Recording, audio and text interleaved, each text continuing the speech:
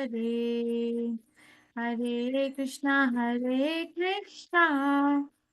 Krishna Krishna, Hare Hare, Hare Rama, Rama Rama, Hare Hare. Jayo Radha Govinda Shri Radhe. Jayo Garanitai, Jayo Garanitai, Jayo Garanitai, Jayo Garanitai, Jaya Jaya Prabhupada, Prabhupada, Prabhupada, Jaya Prabhupada, Nitai Gora Hari Bol, Hari Bol, Hari Bol, Gaura Hari Bol. Okay, let's start.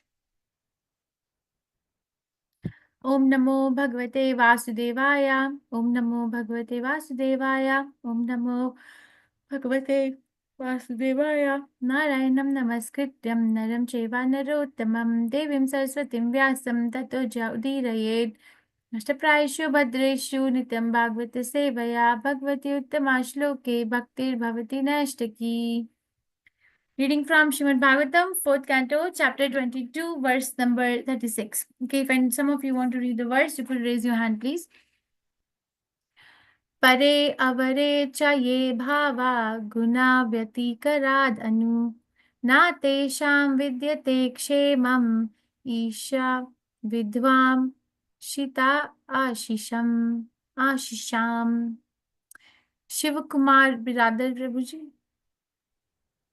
Hare Krishna Mataji Dhanat Pranam. Pare Pare Che Bhava Gunavati Karatanu Natesham Vidyate Kshemam Isha Vidvamsita Ashisham. Thank you, Mataji. Thank you. Thank you, Krishna.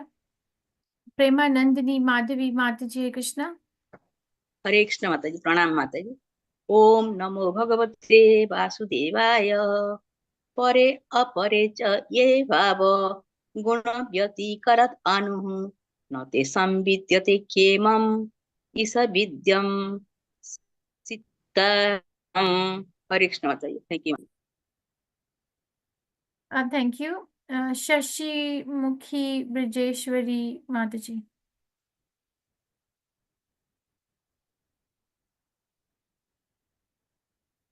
Shashi Mukhi Brajeshwari Mataji. You are muted. Okay, I'm gonna go ahead. Pare. Okay, Mataji, you want to recite?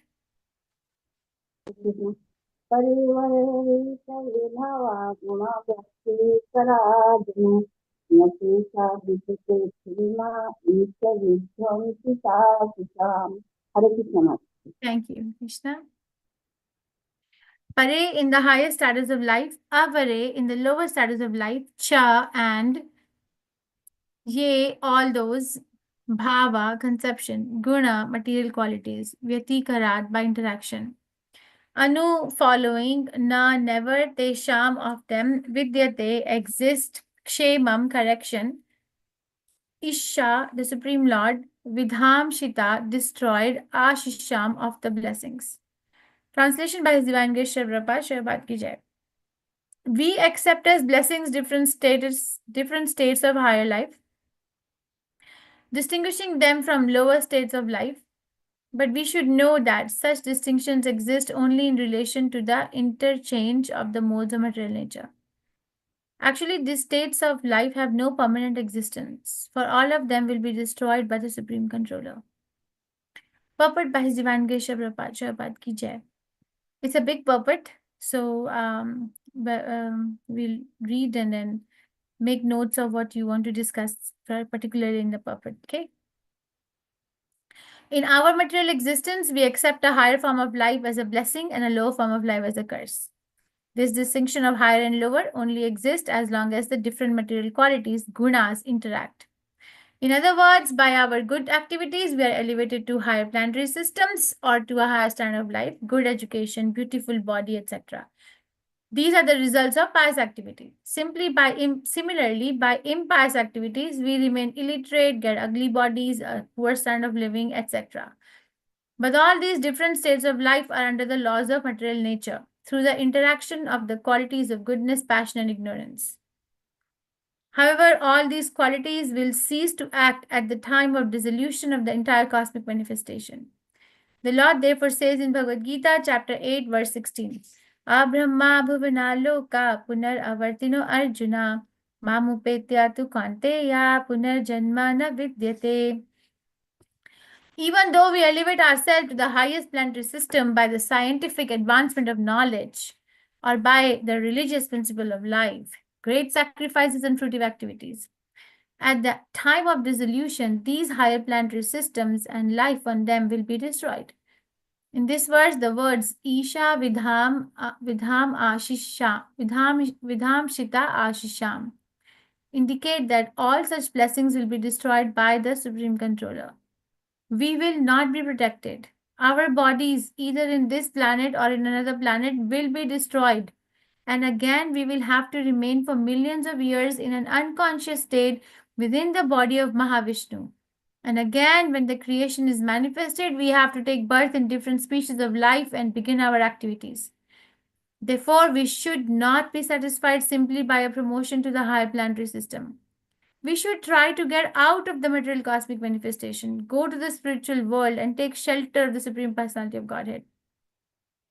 That is our highest achievement. We should not be attracted by anything material, higher or lower, but should consider them all on the same level. Our real engagement should be in inquiring about the real purpose of life and rendering devotional service to the Lord. Thus, we will be eternally blessed in our spiritual activities, full of knowledge and bliss. Regulated human civilization promotes dharma, artha, kam, and moksha. In human society, there must be religion. Without religion, human society is only animal society. Economic development and sense gratification must be based on religious principles. When religion, economic development, and sense gratification are adjusted, liberation from this material birth, death, old age, and disease is assured. In the present age of Kali, however, there is no question of religion and liberation. People have taken interest only in economic development and sense gratification. Therefore, despite sufficient economic development all over the world, dealings in human society have become almost animalistic. When everything becomes grossly animalistic, dissolution takes place. This dissolution is to be accepted as Isha Vidham Shita Ashisham. The Lord's so-called blessings of economic development and sense gratification will be conclusively dissolved by this destruction. At the end of this Kali Yuga, the Lord will appear as the incarnation of Kalki, and his only business will be to kill all human beings on the surface of the globe. After that killing, another golden age will begin. We should therefore know that our material activities are just like childish play. Children may play on the beach, and the father will sit and watch this childish play. The construction of buildings with sand, the construction of walls, and so many things. But finally, the father will ask the children to come home. Then everything is destroyed.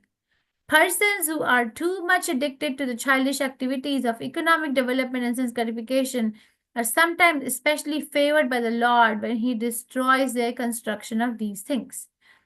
It is said by the Lord, Yasyaham anugrinami harishye tat dhanam shane. The Lord told Yudhishthira Maharaj that his special favor is shown to his devotee when he takes away all the devotee's material opulences. Generally, therefore, it is experienced that Vaishnavas are not very opulent in the material sense. When a Vaishnava, pure devotee, tries to be materially opulent and at the same time desires to serve the Supreme Lord, his devotional service is checked. The Lord, in order to show him a special favor, destroys his so-called economic development and material opulences. Thus, the devotee, being frustrated in his repeated attempts at economic development, ultimately takes solid shelter under the lotus feet of the Lord. This kind of action may be accepted as Isha Vidham Shita Ashisham. whereby the Lord destroys one's material opulences but enriches one in spiritual understanding. In the course of our preaching work, we sometimes see that materialistic persons come to us and offer their obeisances to take blessings, which means they want more and more material opulences. If such material opulences are checked, such persons are no longer interested in offering obeisances to devotees. Such materialistic persons are always concerned about their economic development. They offer obeisances to saintly persons or Supreme Lord and give something in charity for preaching work with a view that they will be rewarded with further economic development. However, when one is sincere in his devotional service, the Lord obliges the devotee to give up his material development and completely surrender unto him.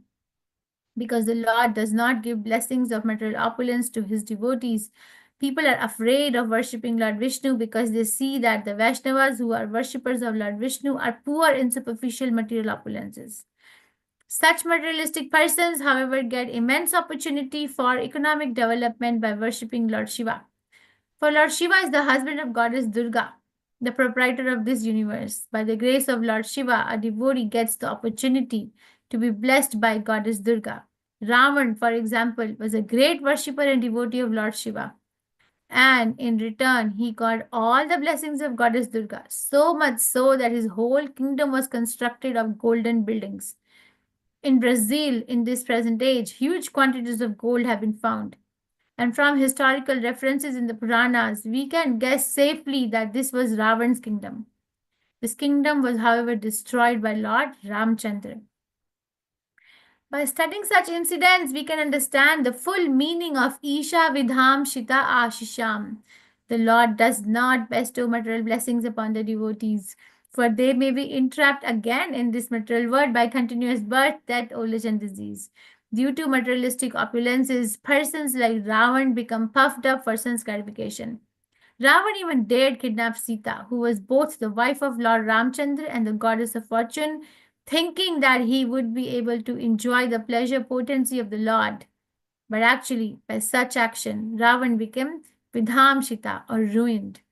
At the present moment, human civilization is too much attached to economic development and sense gratification and is therefore nearing the path of ruination. It's like a warning, you know. ओम अज्ञानतिमिरन्दस्य ज्ञानाञ्जनशलाकया चक्षुरुन्मिलितं येन तस्मै श्रीगुरुवे नमः श्रीचैतन्यमनोभीष्टं स्थापितं येन भूतले स्वयं रूपा कदा मह्यं ददाति स्वपदान्तिकम् हे कृष्णा करुणसिन्धु दीनबन्धु जगत्पते गोपेशा गोपिका कान्ता राधा कान्ता नमस्ते तप्त कांचन गौरंगी राधे वृंदावनेश्वरी वृषभानुस्ते देवी प्रणमामि हरिप्रिये जय श्री कृष्ण चैतन्य प्रभु नित्यानंदा श्री अद्वैत गदाधार शिवसादि गौर भक्तवृंदा हरे कृष्ण कृष्ण कृष्ण हरे हरे हरे राम राम राम हरे हरे नमामि विष्णुपदाय कृष्णपृष्ठाय भूतले श्रीमति भक्तिवेदांत स्वामी नाम्ने नमस्ते सरस्वती देवे गौरवाणी प्रचारिणे निर्विशेष शून्यवादी पाश्चात्य देशतारिणे Okay, welcome. Good morning. Hare Krishna to everyone. We are reading from 4th Canto Srimad Bhagavatam, chapter number 22. Do you still remember the name of the chapter? Meeting of King Prithu with the four Kumaras. So, yeah, King. Which king? What did you say? What is the name of the chapter? King Prit- Prithu. King Prithu King meets the four Prithu. Kumars. Yes. Maharaj. What did you study yesterday?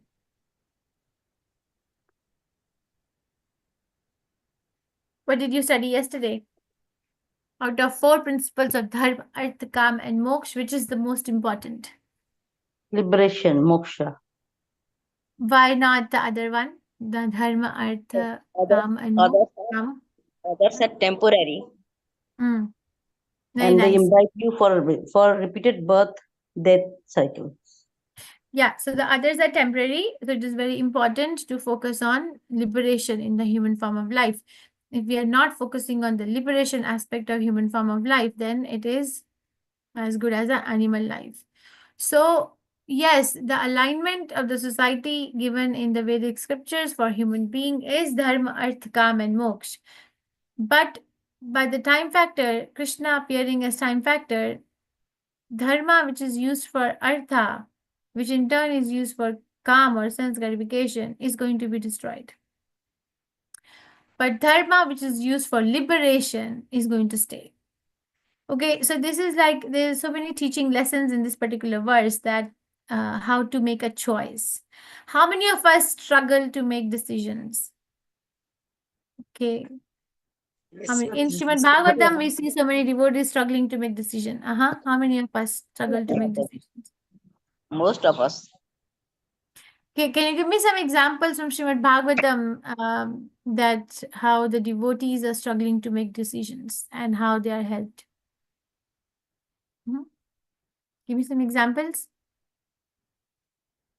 Hare Krishna Mataji, when Dhruva Maharaj went to attack the Yakshas when his brother was killed.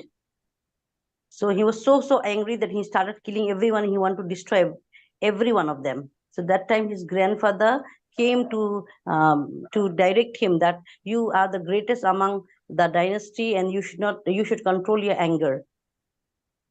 So that was a lesson on control and submission to the authority. Okay, thank you, Mataji. Yes, Prema Nandini Madhavi Mataji. Yes, Mataji. No, Prana Nandini Madhavi Mataji. Arjuna was confused, Mataji. In the Very battlefield nice. of Arjuna was confused. Yeah, And what indecision. to fight or not to fight. Very nice. Then Very nice. Thank you. Anyone else? Mataji, Yudhishthir Maharaj, when after the war, he didn't want to take the kingdom, and that's where Krishna wanted him to meet Bhishma Pitama. He did not want to take the kingdom. I'm not aware of that part, but yes, I agree that Krishna sent him to Bhishma Dev to learn how to rule. Yeah, very nice. Okay. You see, Chitra Krishna Sevani Mataji. Hare Krishna Mataji, Dandavat Pranam. Mataji, always Dhritarashtra was not able to take the right decision, Mataji. Vidur tried many times, Bhishma Pitama tried, but he did not take the right decision at all. Hare Okay, very Krishna nice. Mataji. Very nice. Thank you. So either we were struggling to take a decision or we were always taking a wrong decision. Okay. Priyavrat had to decide whether he should marry or not marry. So Lord Brahma had to go and convince him to get married. Right? Brahma also went to so many people. He also went to 4 Kumaras to get married and produce progeny to populate the planets, but they refused. And he went to Priyavrat. Right? So we all struggle to make decisions. And the different modes of material nature impact us. How do we make decisions? So that if a person is mostly predominantly in the mode of goodness, the decision will be based on introspection and discussion. It's not, okay, it's going to be like this. There's going to be an element of introspection. Like we see, for example, Arjun. He is thinking about the pros and cons. He's having a dialogue with himself. He's expressing his questions to Krishna. He has surrendered to Krishna and higher authority. And then he's, trying to figure out what is the best action plan for future. But a person who is predominantly affected by mode of passion will make a quick decision without giving it a big thought. If it satisfies their senses, they're gonna just do it. Just like it's gonna be like, okay, have you ever heard or seen people in your life where they're like, oh, we don't take long time to make decision, we just make decision at the last minute? Have you ever had, or are you like that? Have you ever heard of people like that, or are you like that? That okay, we don't need much time to make a decision, we're just like very quick. So that's more of passion, because there is no much introspection or authority or submission to authority is done. Yes, Mataji. Okay, thank you. And in mode of ignorance is indecision. Person cannot decide. They just can't come to a decision. Cannot. Or if they decide, it's going to be always always more and more harming. It's going to harm their existence. Intoxication, gambling, addiction. It's going to be like that. Okay, so the Shastras are telling us, Krishna, the Sanat Kumar is answering to Maharaj that, listen, there is a description of Dharma, Artha, Kam, and Moksha. but don't use it as a license for sense gratification. The dharma, artha, kama, and moksha, because out of all the 4 elements of dharma, artha, kama, and moksha, the most important is moksha. Why? Why is that most important? Because by the time factor of Supreme Personality of Godhead, dharma, which is used for artha, which is used for dharma, which is used for artha and kama, is going to be destroyed.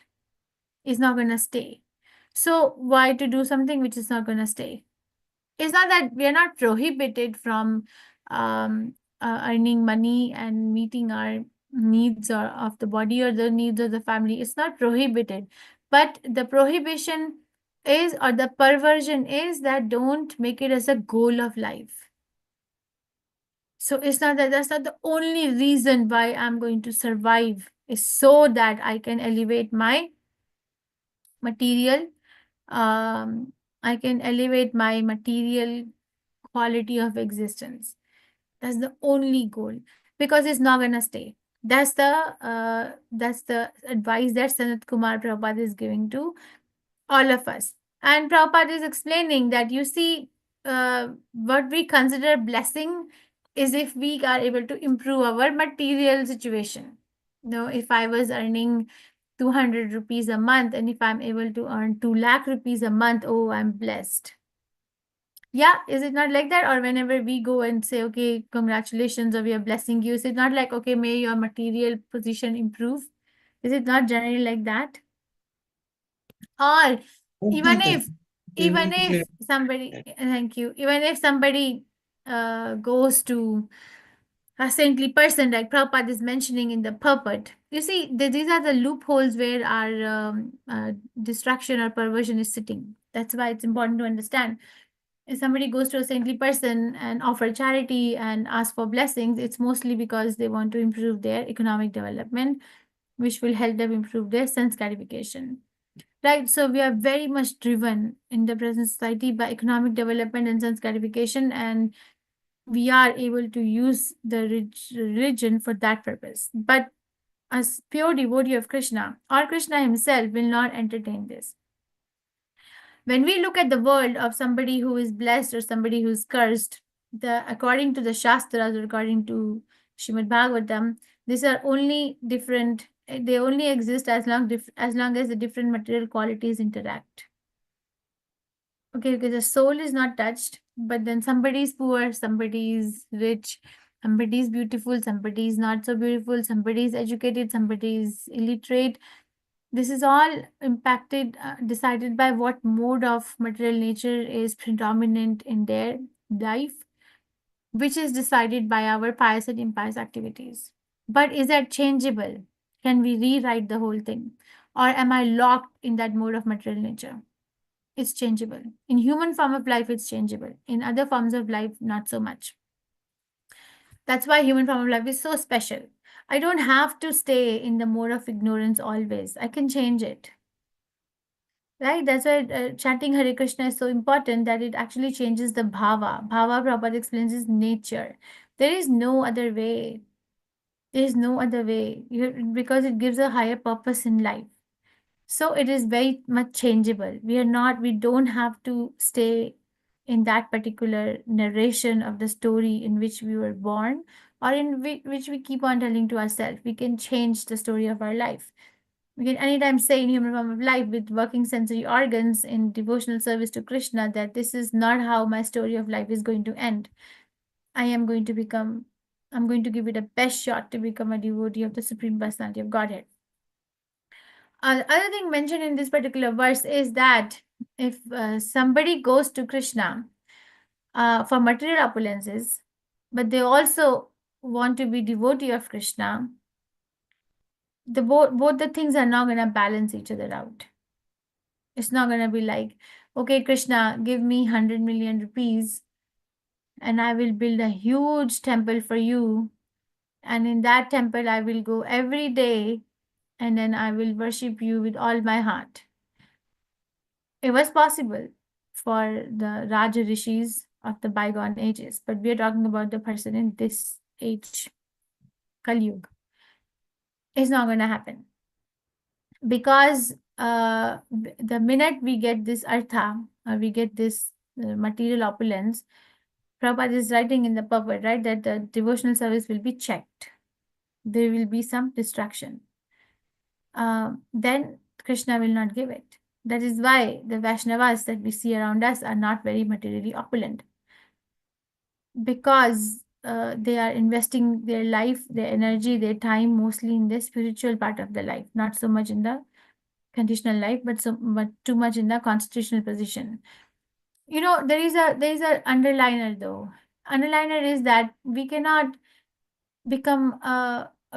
fake to be a pure devotee.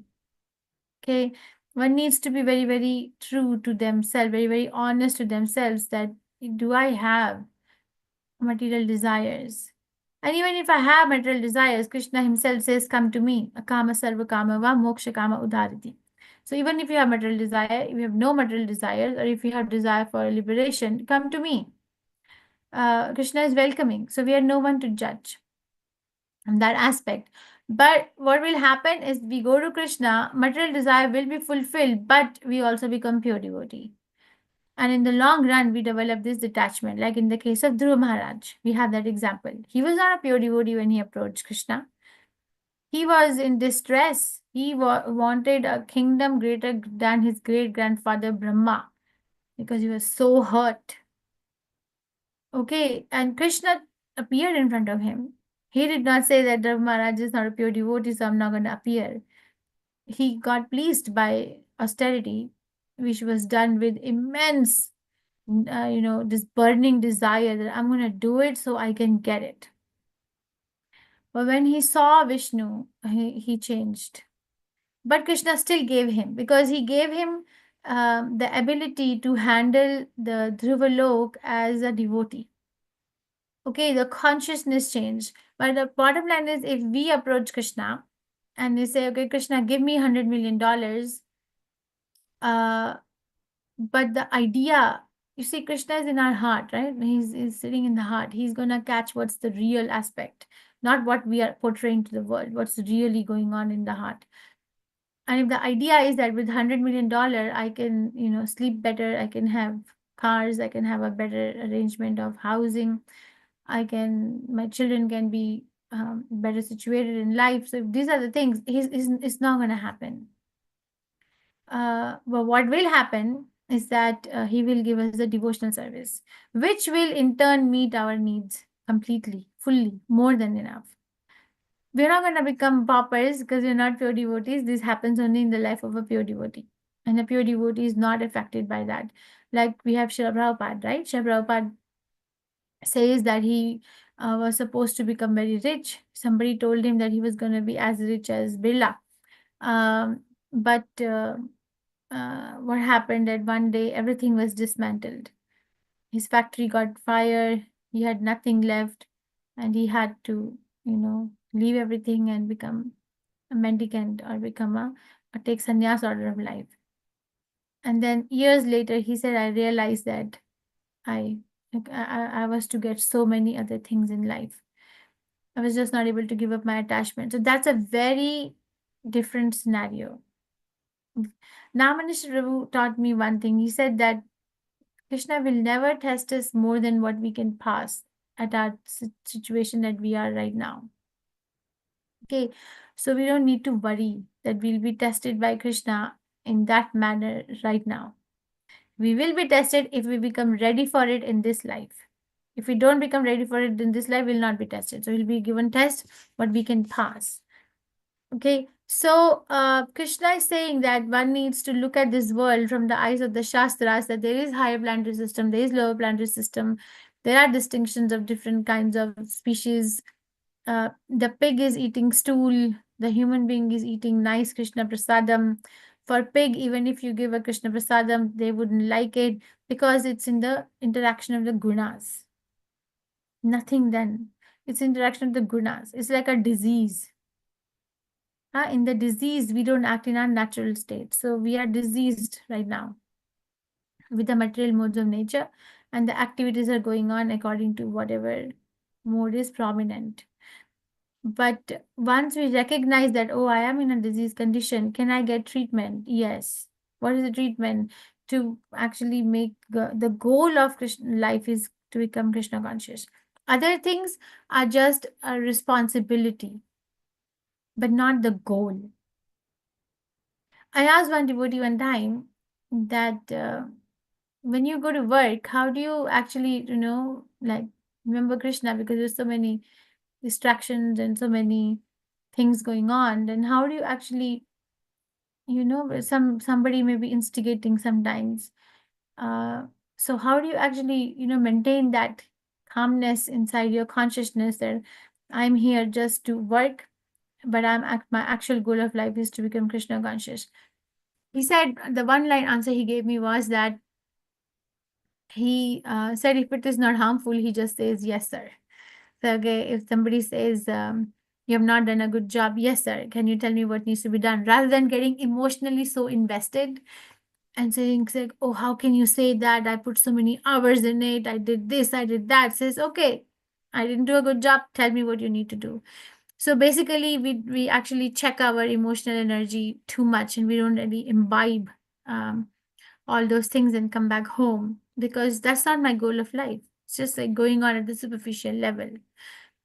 But the goal of life is that how I can maintain my energy, my stamina, my caliber at all times, so I can actually remember Krishna. Okay, because it's not like an accident. If we don't learn the lesson, what we have to learn in different scenarios of our life, then the things will keep repeating unless and until we really learn. So the prayer could be that, Krishna, please reveal the lesson that I need to learn, rather than solving the problems at the superficial level. Right? Rather than solving the problem at the superficial level, go more deep. And that's how, that's one of the ways of how we remain Krishna conscious. Okay, so in this particular verse, Sanat Kumar Prabhupada has made it very clear that even though there is a legitimate process in human form of life from dharma to artha to kam and moksha, but dharma, artha and kam are not so important. The most important thing is liberation. You see, that solves the entire problem. My Guru Maharaj gives one example to explain this. He said, now I'm going to ask you, okay, this is which scenario is the vice scenario. Said, let's say that there is a person and they found a wallet of a very rich man on the road, which was filled with a lot of money, but it also had the address of the person. So this particular person was good at heart. So they take the wallet, they look at the address, they go the address, and they return the wallet back to this rich person. And the rich person, out of gratitude, asked this fellow who found the wallet on the road, what can I do for you? So the person who found the wallet says, the rich person said, I can do anything. You just ask me, what can I do for you? And then the person says, since you have got money, I haven't been to a movie theater in a long time. Why don't you buy me a movie ticket? And the rich person is like, is that all? Like, you just need a ticket to movie? I mean, okay, I can do that, but I can do more than that. Ask me more, because do you need help in education? Do you need this? Do you need that? Says, you can help me buy a ticket. All right. Just buy me a soft drink and popcorns with the movie ticket. And that's what they ask. Is that a very wise ask?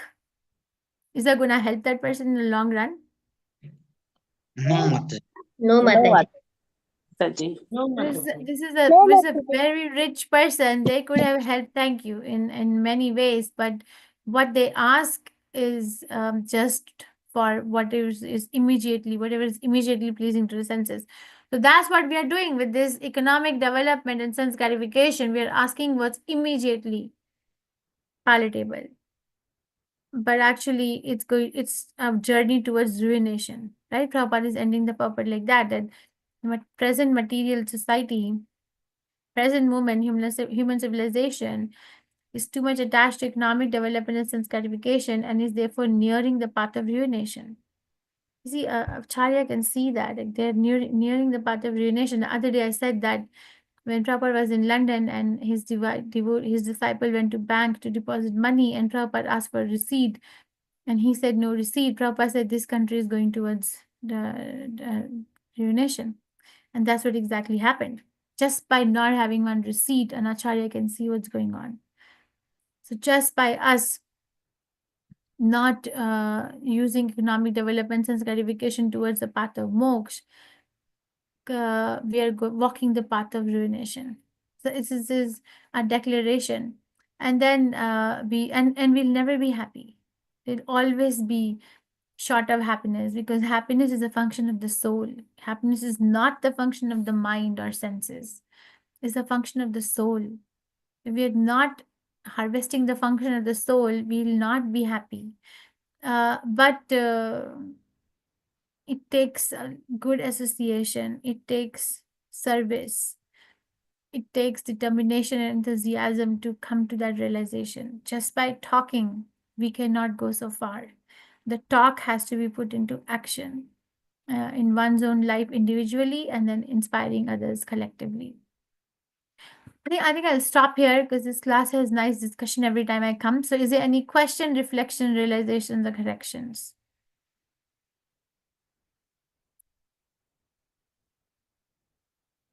Am I audible? Jyoti Makar Mataji, Hare Krishna. Hare Krishna, Mataji. Mataji, I just wanted to ask how to keep our consciousness always focused on the lotus feet of the Lord. Whatever I'm doing, even if I'm in my clinic doing my patients, my mind is fixed on the Lord, and I'm doing my work with sincerity, dedication, and focus, as if I'm doing a service to the Lord, and with utmost love and affection for the Lord, with enthusiasm. But the Lord should not depart from my mind. Focus should be only, center of attraction should be the Lord, that I'm doing this for Almighty, and whatever be the outcome, may it be enjoyed by my Lord. So there's some practical thing which we do the action, and then we do something with the subtle body. It's a work in progress for me too. So I don't think I can give you the absolute advice because I'm not at that level. But what works is one needs to finish 16 rounds of chanting, good quality chanting, before they step out of the house. Without chanting 16 rounds, you see, Prabhupada would say, whenever he would finish chanting 16 rounds, what would he say? Now I am fearless. Like, finished. So if we are not able to finish 16 rounds before we step out of the house and start our day, it is always going to be a struggle. It's always going to be that. That's a practical aspect. And then the subtle level, there's always an intention before we do an action. Always, there's going to be a gap between intention and action. So before we really jump into, my Guru Maharaj told me, before we jump into the activities of daily living in terms of work or family or whatever it may be, the intention of the day has to be set. He told me, Prem Kishori, either you write it down in the night, or you get first thing in the morning, you get up, you have to write down what is your intention of the day. So you really have to like do that kind of an affirmation. So these are the two simple things: 16 round chanting before leaving the house, and setting an intention as to how you're gonna go about, how do you see yourself going about in the day.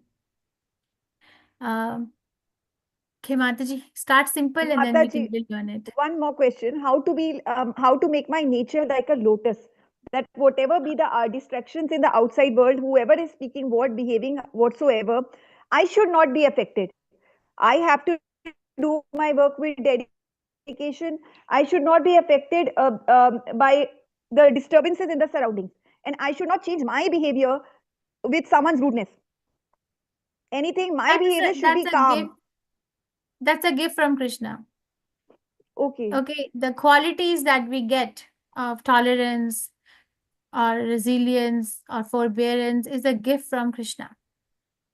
We have no control to develop all these qualities because we are constantly bombarded with three modes of material nature. So what we can do is we can pray to Krishna and set an intention and go, and no prayer goes unanswered ever. So praying to Krishna is the thing that I want to become, that like that of a lotus flower. But for what? because the goal has to be higher. For what am I going to tolerate anything just to be known as a very tolerant person? No, so that I can save my energy for a higher purpose in life. Okay, so it has to be. It's not so easy. It's a gift from Krishna. It's not that it's available in the market and then you do some breathing exercises and you become tolerant. For what? And in some cases, we are not tolerant. That is also a devotee, right? We are not tolerant in some cases. We don't tolerate the blasphemy of other devotees.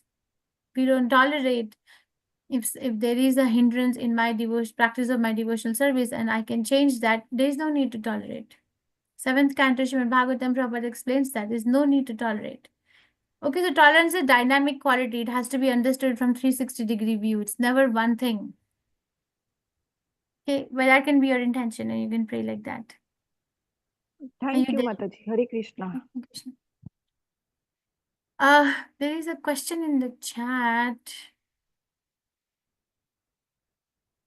If parents do not allow us to get married to any devotee, like they want devotee of my caste, then what to do? That allowed for me to, in case parents are partly Krishna conscious, chanting 16 rounds, strictly following regular principle reading, but they're holding on to the caste system. The question is that if somebody is struggling, they're living in a practicing devotee family, but their parents are not allowing them to get married to a devotee. You're not, so what do you do? Do you listen to the parents or do you listen to who? Okay, if the person who is going to, it is an individual. Mataji, Nectar of Devotion, I think it is chapter 3, if I'm not mistaken, or maybe chapter 5. Rupa Goswami Prabhupada talks about two things. One is that there is a principle-based answer, and then there is a personal answer. Personal. So principle-based answer, for example, Rupa Goswami Prabhupada says is everyone should remember Krishna always and should never forget Krishna anytime. That's a principle. But how do you do that? The personal application of how we're going to do it has to be individualized and learned from one spiritual master. Okay, so in this class, because I'm not a spiritual master and I have no intention to be, I'm going to give a principle-based answer. I will try to give a principle-based answer to this particular verse. Okay, so the biggest thing is that we don't want to hurt anyone, right? So one thing is, in a family, there is always a chance, because no one is actually wishing ill, especially the parents don't intend to generally wish ill for their child. They always think that the child doesn't know, and we know better. So we have to come from the platform of respect. Okay, not from the platform of grudge and not from the platform of frustration that my parents are not understanding me.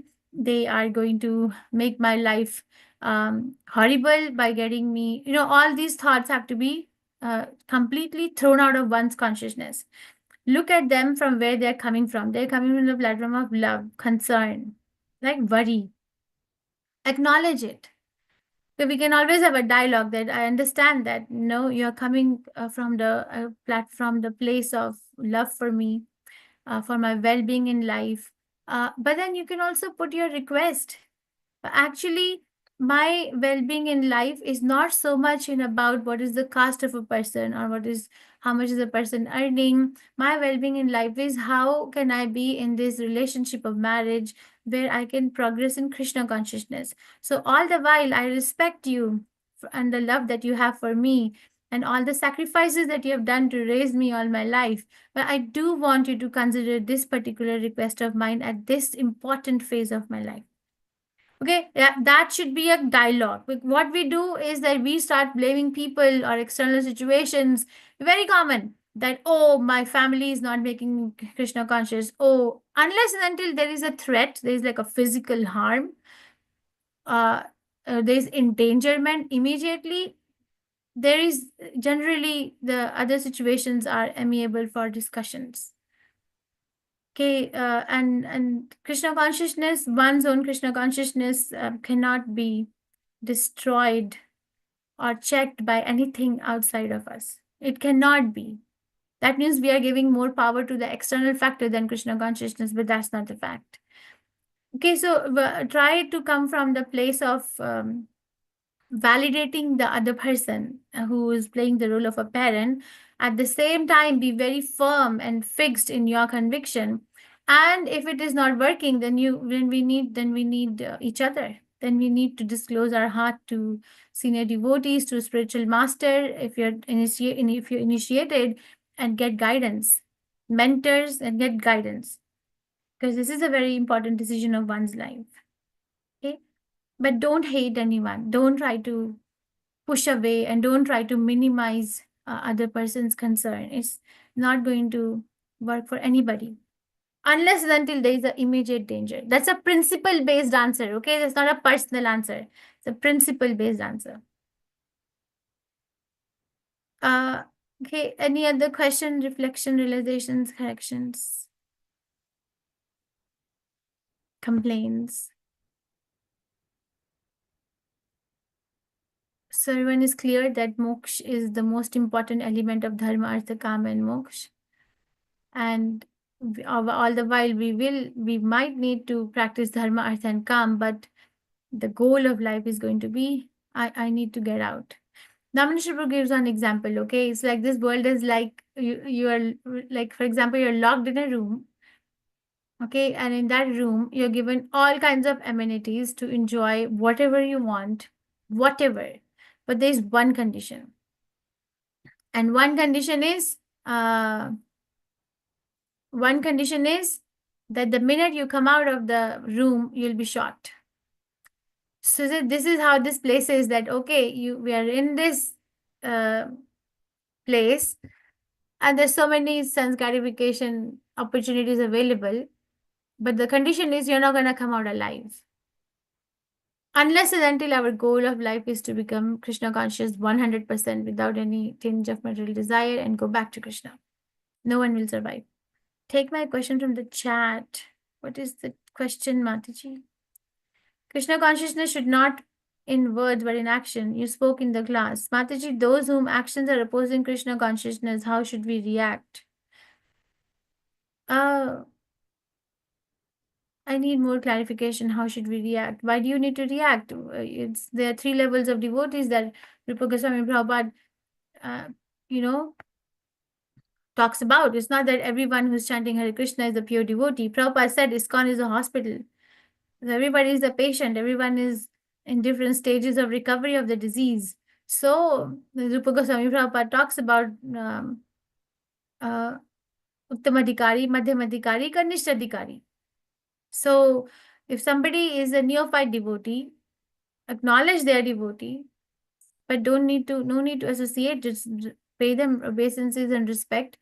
But why do we have to dwell on somebody's action if we can't change it? Critics get the karma. I'll tell you a story. I think I don't know if I told the story here. I told the story in the short Bhagavatam class. All right, so the story is that there was a king in a kingdom, and the king was very charitably disposed, and he wanted to feed his kingdom. So he did this khichdi festival in the entire kingdom, that everyone is going to get this nicely cooked royal khichdi in the kingdom. So all the people in the kingdom were relishing, and it was a very nice day.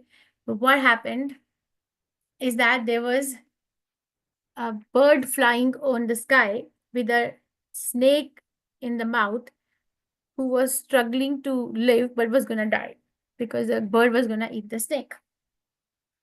So what happened is that the snake, while it was dying, it just vomited poison in that distress of leaving its body, and that poison fell in one of the pots of the khichdi, and it went unnoticed by the people who were serving. So whoever ate that khichdi, because it was contaminated by the poison, died. And then the Yamadutas came, and the Yamadutas are having a discussion, who will get the karma? Who will get the karma? Because the snake vomited the poison, and the poison was served unintentionally, but it was served, and then they died. Person died. So they went on, grading who will get the karma. So will the person who was serving the Kishori get the karma?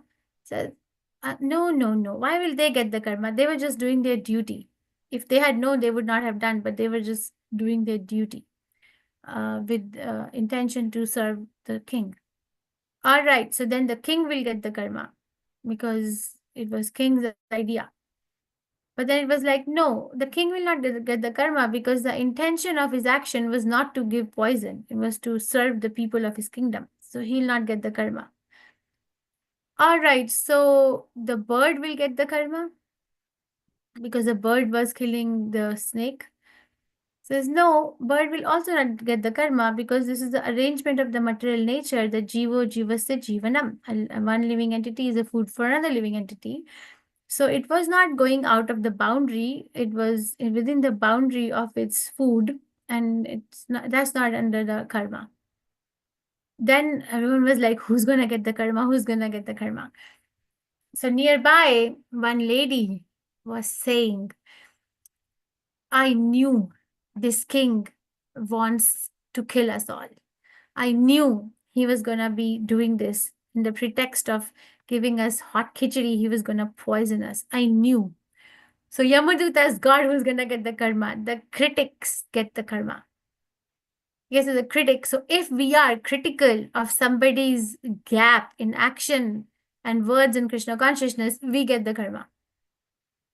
So be careful. Okay, Bhakti Vinod Thakur has said that there is a difference in elevating someone and difference in finding offense in someone.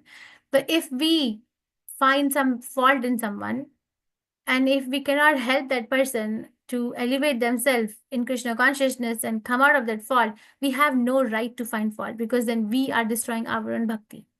So if we see a gap, what can you do? Can you help that person? Do you have a relationship?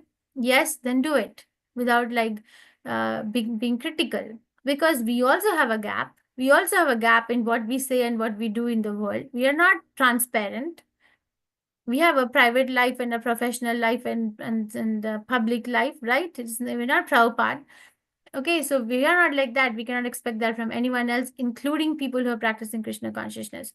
But if the person is doing something, and if you still want to help them, but you don't have a relationship, can you go to a person who has a relationship with them and disclose in good faith that you would like this person to be helped? Then do that. If nothing, then pray to Krishna and pay obeisances to that person because he or she are chanting Hare Krishna and move on. Okay? Otherwise, critics get the karma. Even while chanting Hare Krishna, we get the karma. And so again, a principle-based answer, okay? This is not a personal answer because I don't know what is personally happening with anyone.